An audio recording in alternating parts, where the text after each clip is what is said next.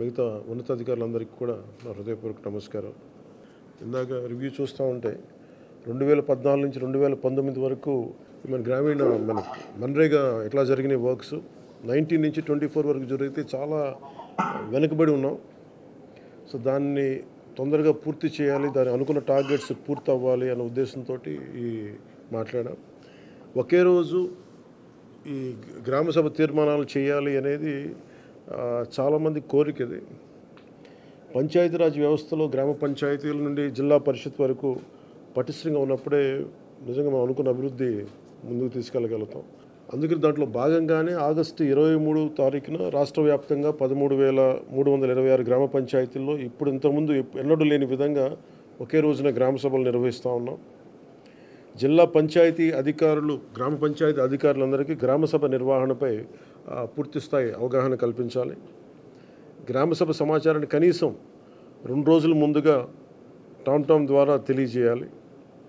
ఈ గ్రామసభలు అర్థవంతంగా నిర్వహించాలంటే గ్రామస్తులు, ప్రజాప్రతినిధులు, అధికారులు అది మనస్ఫూర్తిగా పాల్గొంచుకోవాలని కోరుకుంటా ఉన్నాం.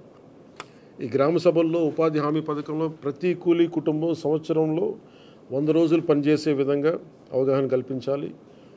కూలీలకి ఉన్న హక్కులను తెలియజేయాలి. రైతులకు ఉపాధి హామీ పథకాన్ని సద్వినియోగం చేసుకోవడానికి సంబంధించిన పనుల వివరాలను గ్రామ సభల్లో ప్రతి ఒక్కరికి అర్థమయ్యే విధంగా తెలియజేయాలి. దాంట్లో ముఖ్య కీలకమైనవి మనకి దాదాపు 44 నుంచి 46 దాకా పనులు నిర్దేశింపబడ్డాయి. మీరు కొంచెం వివరంగా చూసి ఆ గ్రామాల్లో ప్రయారిటీని బట్టి ముందుకు తీసుకెళ్లవలసిందిగా కోరుకుంటా ఉన్నాం. అదేవిధంగా 24-25 ఆర్థిక సంవత్సరంలో ఉపాధి హామీ పథకంలో చేపట్టవలసిన పనుల వివరాలను గ్రామసభలో చర్చించి గ్రామసభ ఆమోదం తీసుకోవాలి. ఇది ప్రత్యేకించి గత కొన్ని సంవత్సరాలుగా మేము క్షేత్రస్థాయిలో తిరుగుతున్నప్పుడు మాకు అనిపించింది ఏంటంటే గ్రామసభ అనేది ఒక నామకే వాస్తేలా అయిపోయింది. దీన్ని నిజంగా గ్రామసభ అలా జరపాలి. ఇది ఏదో జరిపామని కాకుండా నిజంగా అన్ని వర్గాల ప్రజల్ని ఆ గ్రామసభలో పార్టిసిపేట్ చేసేలాగా మీరు కొంచెం చర్యలు తీసుకోవాలి. ఉపాధి హామీ పథకంలో చేపట్టే పనులు పేద కూలీలకి, రైతులకి, గ్రామానికి ఉపయోగపడే ఉత్పాదకత పెంపొందించే ఆస్తులను నిర్దేశించిన నాణ్యత ప్రమాణాల ప్రకారం పూర్తి చేయాలి. ఉపాధి హామీ పథకంలో చేపట్టే పనుల నాణ్యత విషయంలో ఎలాంటి రాజీ లేకుండా పూర్తి స్థాయి నిబద్ధతతో ప్రతి ఒక్కరు పనిచేయాలని నేను మనస్ఫూర్తిగా కోరుకుంటా ఉన్నాను. గత 2 నెలలుగా రివ్యూలు చేస్తున్న పనిలో కొన్ని క్షేత్రస్థాయి పర్యటనలో నా దృష్టిలోకి వచ్చినవి కూడా మీకు తెలియజేస్తాను. అలసత్వం వహించిన వారిపై ఎలాంటి మొహమాటం లేకుండా క్రమశిక్షణ చర్యలు తీసుకుంటాం. మండల స్థాయిలో పథకం అమల్లో పూర్తి బాధ్యత వహించవలసిన ఎంపీడీఓలు ఇక మీద మన రిక్వెస్ట్, ఎంపీడీఓలు పూర్తి బాధ్యతతో వ్యవహరించాలని నేను కోరుకుంటా ఉన్నాను.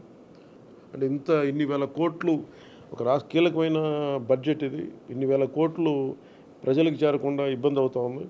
దాన్ని దయచేసి మీరు కొంచెం దృష్టి పెట్టండి. ఇది ప్రజలకు ఏమాత్రం ఇబ్బందిగా ఉంటే ఆ పరిస్థితులను సహించం.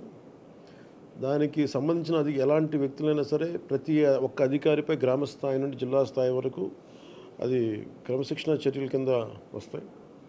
ఈ ప్రభుత్వం చాలా కమిటెడ్గా ప్రజలకి చెయ్యాలి అన్న చాలా బలమైన ఆకాంక్షతో ఉన్నాం. ఏ స్థాయిలో అవినీతి జరిగినా కానీ దాన్ని నిలువరిస్తాం. అవినీతిని ఏ స్థాయిలో కూడా దాన్ని వదలం.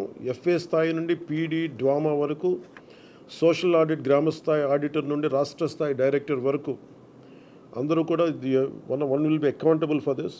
దయచేసి అవినీతికి తావు లేకుండా భవిష్యత్తులో అందరం ఈ కైండ్ ఆఫ్ డిసిప్లినరీ మెషర్స్కి ముందుకెళ్లకుండా మీరు పార్టిసిపేట్ చేయాలని కోరుకుంటా ఉన్నాను. అంతేకాదు బాధ్యతాయుతంగా సమర్థవంతంగా పనిచేసే అధికారులకు కూడా సిబ్బందిని గుర్తించి వారిని ప్రోత్సహిస్తాం. ఇకపైన ఉపాధి హామీ పథకాన్ని సమర్థవంతంగా అమలు చేయడానికి మనందరం కలిసి పనిచేద్దాం.